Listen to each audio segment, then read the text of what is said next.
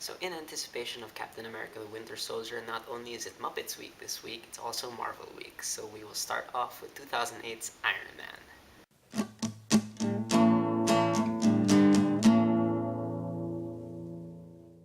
Iron Man is directed by Jon Favreau and is written by four people whose names I cannot memorize, so I will look at them here.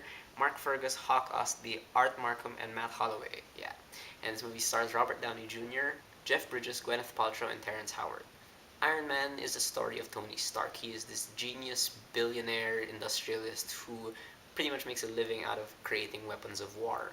And one day when he's in the Middle East, he is attacked and kidnapped, and he discovers that lots of these militant groups are using his own weapons, and he realizes that his job, it hurts more people than it does help them, keeps them safe. So he decides to build for himself this suit of armor, and he pretty much becomes Iron Man. And you all know the story already, you don't have to talk about it. But this was the beginning, really, of Marvel's rise to the top. And it was really a really smart, strategic move on their part to, to have the ambition to create like a cinematic universe, like how the comics are all connected, now the movies will be all connected. When you think about it, it is smart also because when you compare what they're doing to what DC was doing at the time, DC had just hit it big with Batman Begins, and Dark Knight would be released, I think, later that year, and it was clear that DC was going for the darker kind of story, and Marvel trying to copy that would be kind of an uphill battle because they are going against Batman. So what Marvel did was they really tried to make their characters more lighthearted. This whole Avengers thing is really more of like a wonder thing. Like it's not really that grounded in reality, at least compared to Batman. And same here with Iron Man, really. And in my opinion, among all the movies that relate to the Avengers, Iron Man is still, I think, the best. Yes, I think Iron Man 1 is better than the Avengers, like by a bit, but I really do think it's the best. One reason why is I think it's because this movie didn't really have any pressure for it to franchise things. Movies that came after Iron Man kind of started trying to build that universe, and sometimes that would derail the focus. But here, Iron Man is really just focused on its own story. There's also a sense of wonder in this movie that was absent like in a lot of other ones. Like I hadn't seen a sense of wonder like this since like the first Spider-Man. It's just fun to see someone who realizes he has powers or he has like the special suit of armor. Even Batman, like Bruce Wayne is pretty much moody. He's not happy about being Batman, but it's so nice and fresh to see Tony Stark happy to be Iron Man. It's really all about this character. This character of Tony Stark is who really makes this movie so great. He really embraces who he is, but at the same time, he's not this noble guy. He really is like this really rich dude who's like really full of himself, and that's so interesting to watch. And for a movie released in 2008, the visual effects in this still look really, really great. It's really like the Iron Man suit. It's like a visual effects guy's dream project because there's so much you can do, and as we see in later movies, this suit undergoes lots of different revisions, so it's really fun to toy around with it. What I really appreciated was that they tried to make the suit look complex. It's not just a hunk of metal. At least not, the first one was a hunk of metal, but the later ones, they really show that it's all made up of different parts. And what this does is, number one, it shows that Tony Stark is like a genius and he really is like this engineer, knows how to put things together. And number two, it gives a sense of fragility. Because when you have just a big hunk of metal and something hits it, it's just like, oh, it's just a hunk of metal. But when you know that the suit has lots of little parts inside, and when it gets hurt, you can imagine that the things inside are rattling around too. It's a very subconscious kind of thing, but really just seeing the suit get put together and knowing it's made of different parts really helps you think of, oh, okay, he's not invincible, despite his comic book name, the Invincible Iron Man. My favorite part, though, in terms of like visual effects, are the flight sequences. The flight sequences here are really, really breathtaking, and it's so rare, I think, to find these kinds of cliched quote unquote scenes to be so full of wonder again. It's all really just filmed so well, and you really do get the sense of speed. You get the sense of it's fast, but at the same time it's dangerous. Now, in terms of like production design and stuff, I think the fact that Tony Stark leads such a rich lifestyle really kind of gives the PD people a chance to, kind of go all out with how fancy his house is and like the parties he attends. Because past Marvel movies like let's say Spider-Man revolved around like this kind of weak kid, and a lot of Marvel characters are really, you know, kind of lowly people with problems. But the fact Tony Stark is so different and he's so rich and he's so all of that, it really, I think, gives the production designers a chance to reflect that in his environment. And in terms of cinematography, I really like how the few fight scenes we have in this movie are filmed very cleanly. Like, of course, like you wouldn't have shaky cam because Iron Man doesn't necessarily punch a lot of things. Like the whole, I don't know what to call that, but I can't believe I just made that sound. Yeah, everything's filmed cleanly, the fighting, the flying, and I really, really like the in-suit camera, like when it just shows Tony Stark's face from inside. Like, that's such a small detail, I think, but it's so fun to watch because, I don't know, you're reminded that Tony Stark is Iron Man. You know, he doesn't necessarily switch personas. That's him.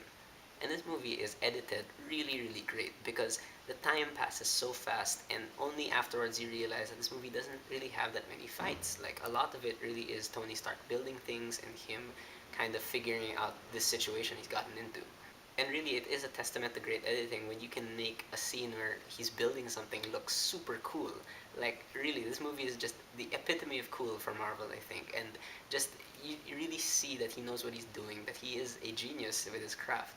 Also, I'm the kind of guy who nitpicks about like flashbacks, use of flashbacks, because for me, those are reserved for like special purposes. But I did think that Iron Man used its flashback well. It has like one. It starts out with an interesting kind of chronology, but then it evens out in the end. But the way they did that start, I thought was edited well. Also, let's talk about that music. The music from the score from Ramin Djawadi, I think how you pronounce his name. I think he did the music for Pacific Rim and Game of Thrones, if I'm not mistaken. And if you really want this cool rock soundtrack, really get him. He is so good at what he does. And also, I like how they used AC/DC songs like really shamelessly because of that song Iron Man. And I don't know, it really just fits well with this character and this story. Sound design also is super cool. Just the clunking of metal and stuff, and the way his repulsor blasts and whatever you call them sound, and just how he punches things and what it's just really really good sound design. But what I was most surprised about was the writing here because superhero movies nowadays have the tendency to just have follow like a formula, and I really don't think Iron Man follows this formula. If it does, it doesn't do it so blatantly. One thing I really love is that this plot is very personal. It's not a take over the world kind of thing. It really is about Tony Stark's inner demons and him kind of like facing the fact that his company produces weapons of mass destruction. So it's interesting because there's an external conflict. The bad guys are trying to get their hands on his weapons, and the internal conflict. For one, again, like he's torn about this was his father's company. Now he's just gonna turn it down. And number two, he has shrapnel entering his heart, so it's literally an internal conflict, and that's such an interesting addition to his character. The fact that he has to kind of care for that, his heart, it's like his Achilles heel. But really, all of this is thanks to the fact that Tony Stark is such a well-written character in this movie. Like I said before, he is not the perfect guy at all, and even when he is inspired to kind of fight for peace as Iron Man, he doesn't go out to become like a peace ambassador. His first move is really to find where his weapons have been shipped and destroy them. That's and it's so reckless, and that's what I love about his character. That no matter what he does, no matter what frame of mind he's in, he's always very reckless. He's very smooth talking as well, also with the ladies, but you can tell that he really isn't that deep down. He is flesh and blood. He cares about things. All the other characters fit well also into this world. Again, they're not like other Marvel characters where they're all just kind of low down and stuff. They all are part of this big industry, or at least they're friends with Tony Stark. Thus, they have this kind of the same mindset sometimes. And I just want to mention Yinsen. Yinsen is played by Sean Tobe. I think that's how you pronounce his name, and he's just like the dude who helps him start out his Iron Man suit when he's in the cave in the Middle East, and he is a great character. He appears only for a short time, but this amount of personality he has, the amount of like drive and motivation he has is amazing. In terms of dialogue, this movie is very smart. Like it doesn't go overboard with the technical jargon and stuff, but it does come across as smart. The dialogue is very witty also at times. And most of all, it just feels very natural, especially to these characters. But I do have a couple of problems with Iron Man. For one, I do kind of wish there was more fighting, and I can kind of understand, given the plot they have, why there's not as much fighting as there was. But even the few fights we do get don't necessarily feel all that whoa.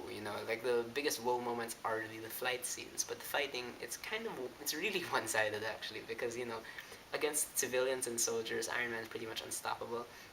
And then the end fight, I don't think it could have been better. And that's one problem I think Marvel always has had, like for at least most of its movies, the fact that at least in this movie, I think the villains were kind of inconsistent because they act a certain way at certain points, and then by the time it ends, like the main villain here is just kind of, I don't know, he just felt like a completely different character. I don't think they went from point A to point B that well. But other than that, Iron Man is a great, great film. I don't know anyone who hasn't seen it yet. If you haven't, please watch it. This really was, I think, the best way for Marvel to start. I mean, story-wise, it for me it makes sense to start with Tony Stark because I don't know if he feels like the kind of guy who could start all this trouble. I think other Marvel movies in the future really need to retain like a sense of wonder that this movie presents. You know, not to get too caught up in the fact that there's all this web of different superheroes and stuff. Like really just that purity of oh my god, I have superpowers, and also just the emphasis on strong characterizations. I think what Marvel really needs to focus on if they want the other movies to be as good as Iron Man. I'm still waiting for a movie to surpass this, but as this, Marvel is doing a great job. That's my review of Iron Man. Marvel Week will continue until next Wednesday when I get to watch Captain America the Winter Soldier. But for now, what do you guys think of Iron Man? Do you love it? Do you hate it? Whatever you think, whether you agree with me or not, please leave me a comment and let's have a conversation.